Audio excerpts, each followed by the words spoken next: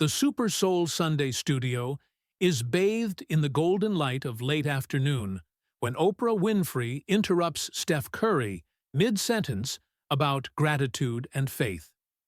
Her words cut through the air like a sharp blade through silk. Steph, stop for a moment. Do you really believe that an all-powerful God cares about three-point shots? Isn't this just a sophisticated psychological crutch?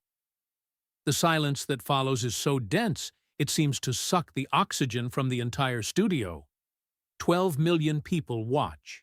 Live as Steph Curry, the man who never hesitates before impossible shots, finds himself completely speechless for the first time in his public career. You can sense that there are moments in live television that transcend entertainment and become cultural landmarks, where a simple question exposes truths that entire society needs to confront.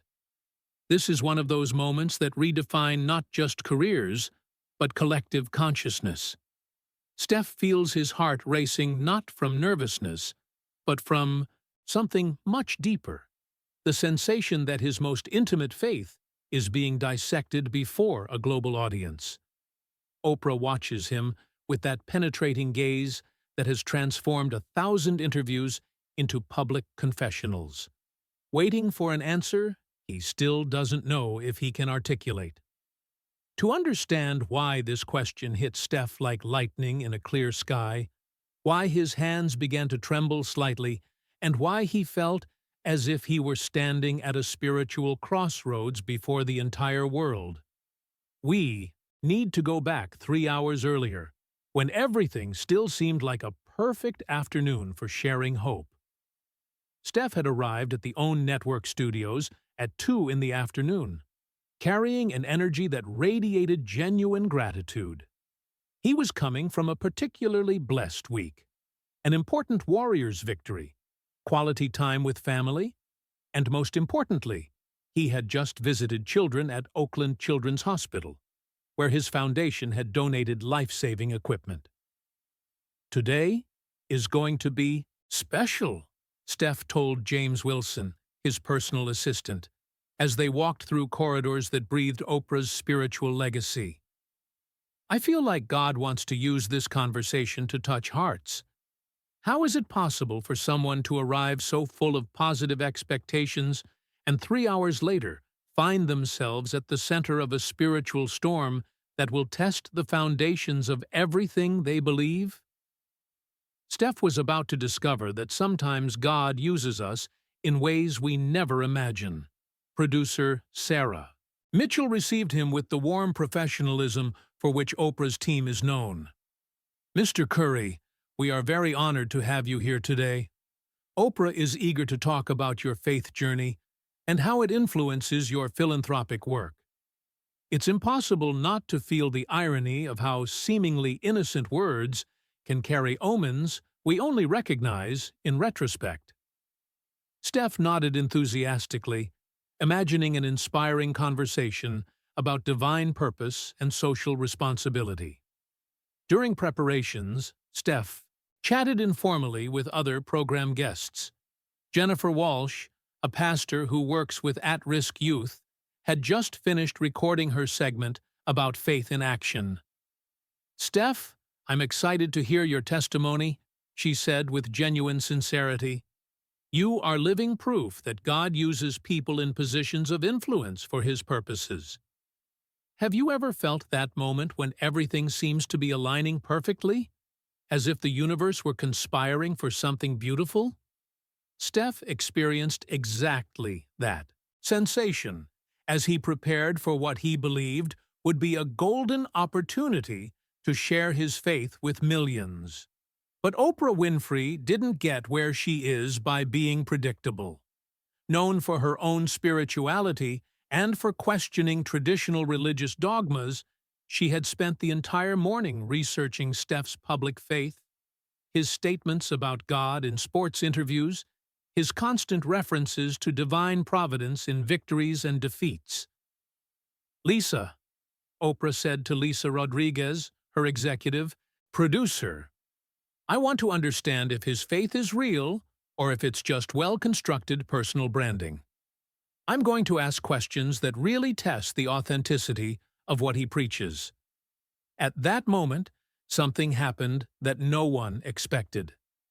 Oprah decided to transform what should have been a celebratory conversation into a public test of Steph's deepest faith, without warning him in advance. The studio lights came on at 5 in the afternoon. Steph entered, smiling, warmly greeted Oprah, and sat in the iconic chair where thousands of people had already shared their most intimate truths. The conversation began smoothly. Childhood, family, basketball career. "Steph, you often credit your success to God," Oprah said, with that tone that seemed casual but carried sharp intention. "Tell us about your faith journey." Steph became animated, feeling that the moment he had anticipated had finally arrived. He began talking about how faith sustained him during injuries, how prayer calmed him before important games, how he felt God's presence in both victories and defeats. For 15 minutes, everything flowed perfectly. Steph shared touching stories. Oprah nodded encouragingly. The audience was engaged. It was exactly the kind of inspiring conversation both had expected. But then Oprah leaned forward, her eyes gaining that laser intensity that preceded some of the most memorable questions in television history. "Steph, do you really believe that an all-powerful God cares about three-point shots? Isn't this just a sophisticated psychological crutch?" Great things happen when our faith is tested, at the moment we least expect it, before audiences we never imagined. Steph feels the weight of each word echoing through the studio, knowing that his response will define not only how the world sees his faith, but how he himself understands it. The silence stretches for seconds that seem eternal, while 12 million people await an answer that could change the way an entire generation thinks about faith, success, and spiritual authenticity.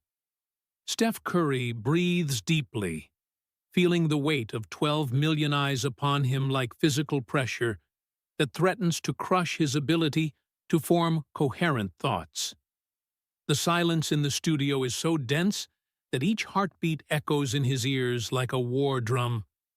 Oprah watches him with that intensity that has made presidents tremble, waiting for an answer he knows will define not only his reputation, but possibly his own understanding of faith.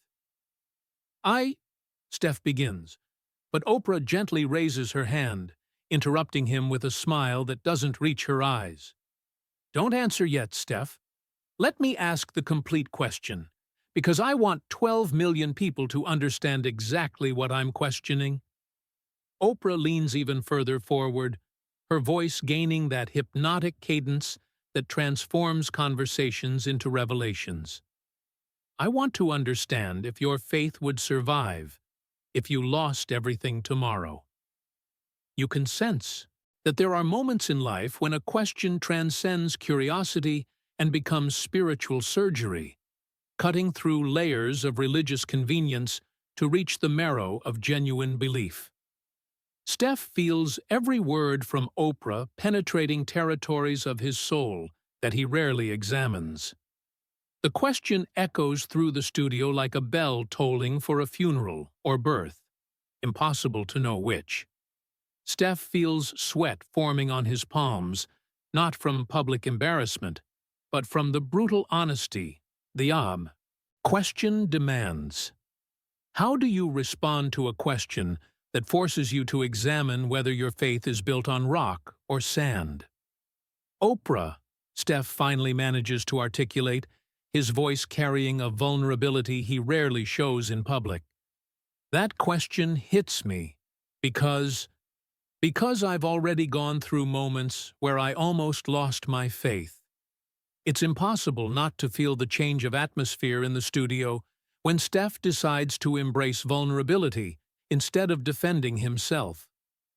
Oprah leans back, slightly, realizing she has managed to break through the public defenses and reached the real man behind the trademark.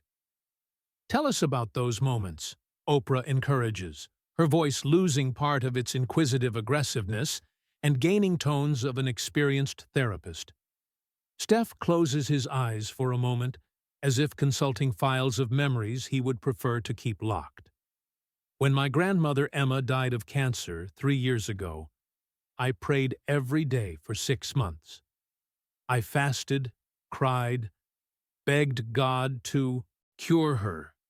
She died in front of me, Oprah, died holding my hand." How is it possible that sharing our deepest pain makes us stronger instead of weaker? Steph experiences this emotional alchemy as he continues his confession before millions. "At that moment, I questioned everything. If God exists, why didn't he save the woman who taught me to pray? If he has the power to heal, why did he choose not to use it? For 3 months, I couldn't enter a church without feeling anger." Oprah nods slowly, recognizing familiar territory of spiritual struggle. But Steph realizes she hasn't finished testing him. "And when your father suffered the heart attack last year?" Oprah asks softly, referring to information she clearly researched before the interview. "You said publicly that it was God's will that he survived. But what if he had died? Would it still be God's will?" Have you ever felt the exact moment when a question exposes the inconsistency in our own spiritual logic? Steph experiences this exposure like bright light being turned on in a dark room where he thought he knew every piece of furniture. At that moment, something happened that no one expected. Steph begins to cry. Not dramatic tears of self-pity, but tears of recognition. The recognition that Oprah was asking the questions he himself avoided asking. "You're right, Oprah. If my father had died, I don't know if I would have called it God's will. I probably would have been devastated and questioned my faith again." Steph wipes his eyes, but doesn't try to hide the emotion. "Maybe my faith is more conditional than I'd like to admit." The studio audience is completely silent, witnessing one of the most famous athletes in the world stripping away spiritual pretensions before an entire nation. But Oprah isn't finished. She leans forward again, her eyes shining with the intensity of someone about to ask the question that will define the entire conversation. "Steph, one last question, and I want you to think deeply before responding." Oprah makes a theatrical pause that seems to last eternal seconds. If God really existed and really cared about his creatures, why would he allow so much unnecessary suffering in the world? The question cuts through the air like a flaming sword, and Steph feels as if all his faith is being weighed on a cosmic scale. Why do children die of hunger in places where they'll never hear about basketball? Why are entire families destroyed by diseases while you earn $50 million a year playing a sport? Oprah isn't attacking, she's dissecting. If there is a loving God, how do you explain his silence in the face of so much suffering? How many times do we face humanity's oldest question about the problem of evil, and discover that our well-rehearsed theological answers crumble before the raw reality of human pain? Steph feels this question hit not just his mind, but the center of his soul. The studio is so quiet that the hum of cameras seems deafening. Oprah watches Steph with a mixture of scientific curiosity and genuine compassion, knowing she has pushed him to the spiritual precipice where all true faiths are tested. Great things happen when we stop giving easy answers to impossible questions and begin to live in the honest tension between faith and doubt. Steph whispers to himself, feeling he's about to articulate something that could change not only his own understanding, but that of millions of people. Steph closes his eyes again. Not in performative prayer, but in silent search of a truth that transcends religious cliches and touches the real mystery of human existence. When he opens his eyes 10 seconds later, 10 seconds that seem like 10 years on live television, there's something different in his gaze. Something that makes Oprah lean back slightly, realizing she's about to hear not a defensive answer, but a truth she herself needs to hear. Steph Curry closes his eyes for 10 seconds that seem like 10 years on live television. 12 million people hold their breath as they watch one of the most famous athletes in the world pray silently before a question that could destroy or completely redefine his spiritual credibility. When he finally opens his eyes, there's a different light in them. Not the performative light of rehearsed answers, but the authentic glow of someone who found truth in the middle of the storm. Oprah, Steph begins, his voice carrying a spiritual authority he didn't have 5 minutes ago. You're absolutely right. If my faith were about God making me rich and famous while others suffer, it would be not just pathetic, it would be obscene. You can sense that there's a fundamental difference between defending a position and recognizing a truth that transforms our understanding of everything. Steph isn't defending himself. He's surrendering to something greater than his own need to be right. The studio remains in absolute silence. But now it's a different silence, not of tension, but of sacred anticipation. Oprah leans forward, feeling she's about to hear something she herself needs to hear. But my faith isn't about that, Oprah. In fact, it's about exactly the opposite. Steph leans forward, establishing direct eye contact not just with Oprah, but with the cameras, as if speaking directly to each person watching. My faith is about using everything I've received to alleviate exactly the suffering you mentioned.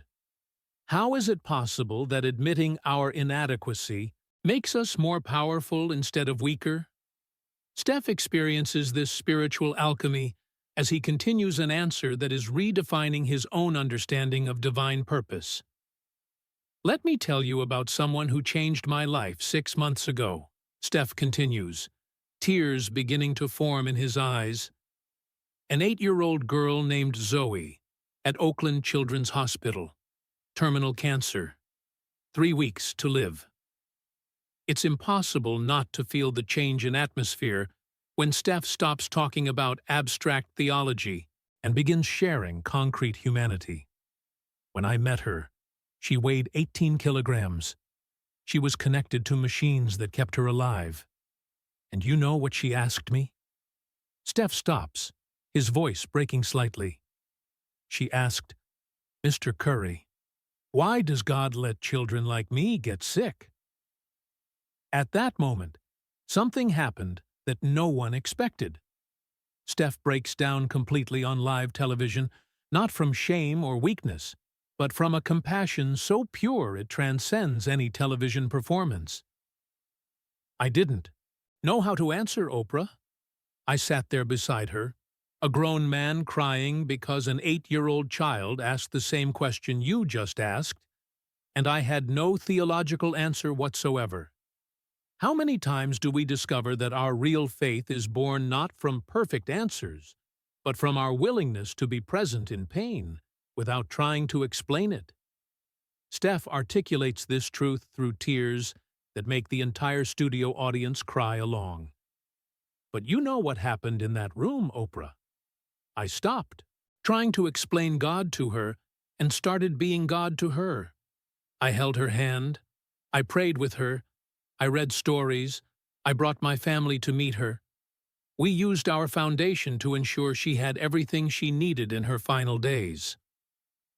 Oprah is visibly emotional now, tears streaming down her face as she recognizes that what began as an interrogation has transformed into revelation. Zoe died 3 weeks later, Oprah, in my arms. And before she died, she whispered, Thank you for showing me that God didn't forget me." Steph stops completely, letting the weight of that phrase resonate through the studio and the hearts of millions of people. Have you ever witnessed the moment when someone transforms a question about God's existence into a living demonstration of divine love? Steph just did exactly that, without even realizing it. So, to answer your question, Steph continues, looking directly into Oprah's eyes, I don't know why God allows suffering, but I know He placed me in a position where I can alleviate it. Every dollar I earn playing basketball is converted into food for hungry families, into treatment for sick children, into hope for people who have lost everything. It's impossible not to notice that Steph has completely transformed the premise of Oprah's question. Instead of defending why God allows suffering, he's demonstrating how God uses people to combat it. Our foundation feeds 1,500 families per month in Oakland. We finance medical treatments for children whose parents can't afford them. We build schools in forgotten communities. Steph enumerates not with pride, but with profound humility. Not because it makes me look good, but because that's what I believe I exist for. Great things happen when we stop using our faith to comfort ourselves and begin using it to comfort others, when we transform our blessings into bridges to reach those who are suffering. Steph articulates this truth as a revelation he himself is having in real time. Oprah, my faith doesn't protect me from suffering. It gives me purpose through it. It doesn't explain to me why children die. It compels me to do everything I can to save them while they live. Steph leans even further forward, his voice gaining prophetic authority. If God exists only to bless me, He's too small. But if He exists to use me as a tool of blessing for others, then every privilege I have makes sense. The camera captures Oprah wiping tears from her eyes, visibly touched, not just by the words, but by the transformation she's witnessing in real time. You asked if my faith would survive if I lost everything tomorrow, Steph concludes, his voice now firm with unshakable conviction. The truth is that I've already lost everything that really matters. I lost Zoe. I lost my grandmother. I lost the illusion that faith is about having perfect answers. But I gained something infinitely greater. The privilege of being used by something greater than myself to touch lives that will never know me. The silence that follows is not of embarrassment or tension, it's of sacred recognition. 12 million people have just witnessed not a religious defense, but a spiritual revolution broadcast live. Oprah looks at Steph with a mixture of admiration and something that looks very much like regret, realizing she came to question his faith and ended up rediscovering her own. The silence in the studio extends for 14 seconds, an eternity on live television. 12 million people watch as Oprah Winfrey, the woman who made emperors cry and presidents confess, visibly struggles with emotions that seem to be redefining something fundamental in her own soul. When she finally speaks, her voice carries a vulnerability few have ever heard. "Steph," Oprah whispers, tears flowing freely down her face. "I came here today to challenge your faith, to test it, to see if it was real or just well-constructed marketing." She pauses, breathing deeply as if gathering courage for her own confession. "But you just did something I didn't expect. You restored mine." You can sense that there are moments in television history that transcend entertainment and become spiritual turning points for an entire nation. This is one of those moments that will be remembered decades later as the day two souls met in the rawest truth before the world. Oprah's words echo through the studio, like sacred confession. Steph watches her with a compassion that goes beyond personal triumph. It's the compassion of someone who recognizes a wounded heart finding healing. You know, Steph, I lost my faith a few years ago. Oprah continues, her voice breaking in a way that makes the entire studio audience cry along. I lost it when I saw so much suffering in the world, so much injustice, and I began to question whether God really existed, or if it was just an illusion we create to deal with chaos. How is it possible that admitting our own spiritual weakness makes us more connected to the humanity around us? Oprah experiences this emotional alchemy as she removes all professional masks before a global audience.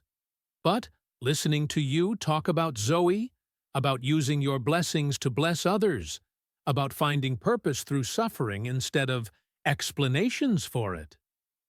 Oprah stops, wiping her eyes with a tissue that a producer discreetly handed her. You reminded me that maybe I've been looking for God in the wrong places. Steph stands up from his chair and, in a decision that will shock television protocols, walks over to Oprah and gently places his hand on her shoulder. Oprah, can I pray with you? It's impossible not to feel the holiness of the moment when two of the most influential people in America kneel together on a television show stage, praying not for cameras or audience, but for genuine healing of wounded souls. At that moment, something happened that no one expected.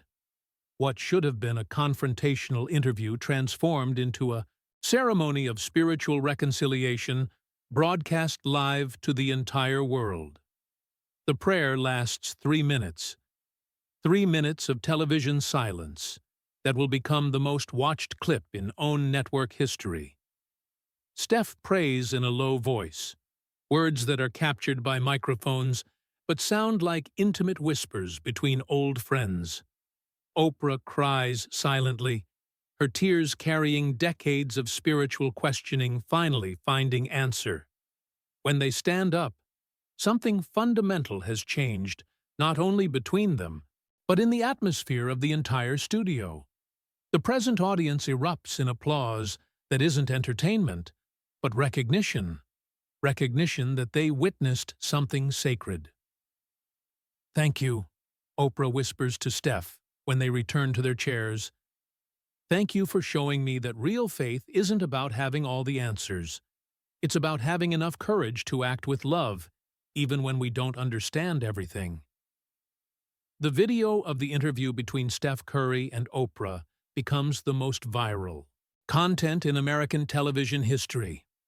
500 million views in 6 weeks. Translated into 43 languages. Shared by religious leaders of all denominations as an example of authentic faith in action. But the numbers are just statistics. The real impact is in the letters. Tens of thousands of letters arrive for both Steph and Oprah from people around the world who say that conversation changed their lives. Anthony Zhang, a Wall Street executive, writes that watching the interview inspired him to leave his job and found a nonprofit organization. Jessica Chen, a nurse from Seattle, tells how the testimony about Zoe motivated her to specialize in pediatric palliative care. Have you ever witnessed the moment when a television conversation transforms into a global movement of spiritual transformation? Steph and Oprah discover that their words planted seeds that are blooming in acts of compassion around the world. Even more surprising is what happens between the protagonists themselves. Steph and Oprah announced the creation of the Zoe Foundation, an organization dedicated to palliative care for terminal children and support for their families. Oprah invests $50 million of her own wealth, calling it an investment in the restoration of my own soul. Great things happen when we stop using our influence to impress and begin using it to impact, when we transform our privileges into bridges to reach those who most need hope, Steph declares during the E2CB Foundation's launch ceremony, 6 months after the interview that changed everything. How is it possible that what began as confrontation transformed into the most powerful collaboration in American philanthropy? Steph and Oprah discover that sometimes God uses even our attempts to destroy someone's faith to strengthen it beyond what we ever imagined. In the first year of operation, the Zoe Foundation helps more than 5,000 families facing terminal childhood illnesses. But perhaps the greatest miracle is that 8-year-old girl who died in Steph's arms became inspiration for a movement that will save thousands of other children. During the Foundation's first anniversary ceremony, Oprah takes the microphone and makes a statement that surprises even Steph. "A year ago, I tried to mock Steph Curry's faith live on television. I thought I was being an investigative journalist. In reality, I was being a wounded woman trying to wound someone's faith because I had lost my own." Her voice echoes through the packed auditorium with the authority of someone who found truth through humility. "Steph didn't just answer my questions. He taught me that true faith isn't proven with words, but with actions." It's impossible not to notice the divine irony of how our attempt to destroy something sacred can end up multiplying its influence beyond any human measure. 3 years later, when asked about that interview, Steph smiles with a peace that comes from someone who understood his deepest purpose. "Oprah didn't mock my faith. She purified it." Sometimes God uses even attacks against our faith to reveal how real it truly is. And every time someone watches that video, a new life is touched. A new story of transformation begins. New proof that the most powerful words are those that spring not from defense, but from genuine love translated into action.